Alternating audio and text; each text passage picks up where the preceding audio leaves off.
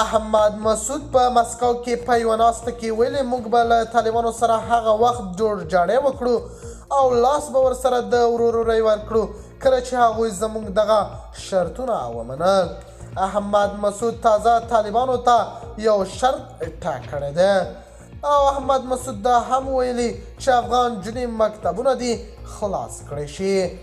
احمد مسعود د طالبانو دفاع وزیر مولا یعقوب مجاهد څرګندونې هم خوښې بللې. د طالبانو دفاع وزیر مولا یعقوب مجاهد ویلي و چې موږ به ډېر ژر د افغان جنو مکتبونه پرانیستل کړو او افغان جنو نه بغیر وطن نه جوړیږي. د باور ټي وي چینل درنو لیدونکو سلام، ستړي مه شئ، وخت مو بخیر. هیله لرم چې جوړ او روغ وئ. په سر کې یادونه کوم که باور ټي وي چینل مو نه وي سبسکرایب کړی، په درنښت سره باور ټي وي چینل سبسکرایب کړئ.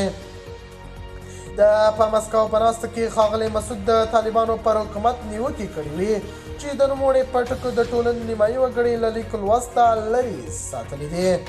هغه وویل اوس څه باندې 800 ورځې کېږي چې له شپږم ټولګي پورته د نجونو ښوونځي تړلي دي او پوهنتون ته نجونې هم زده کړو ته نه پرېښودل کېږي. د طالبانو دفاع وزیر مولا یعقوب مجاهد دوی ته ډاډ ورکړی و چې موږ به د افغان نجونو مکتبونه پرانیستل کړو. او احمد مسعود ویلي و موږ به هغه وخت طالبان ته د ورورولۍ او د انډیوالۍ لاس ورکړو کله چې هغوی په افغانستان کې ټاکنې وکړي، افغان نجونو او ښځو ته خپل حقونه ورکړلې. خو د طالبانو حکومت تر دې مهاله کوم څه نه دي ویلي. د باور ټي وي چینل درنو لیدونکو دا و زموږ ته د مهال چمتو کړی خبر. که غواړئ د نورو تازه خبرونو څخه خبر شئ، باور ټي وي چینل په درنښت سره سبسکرایب کړئ.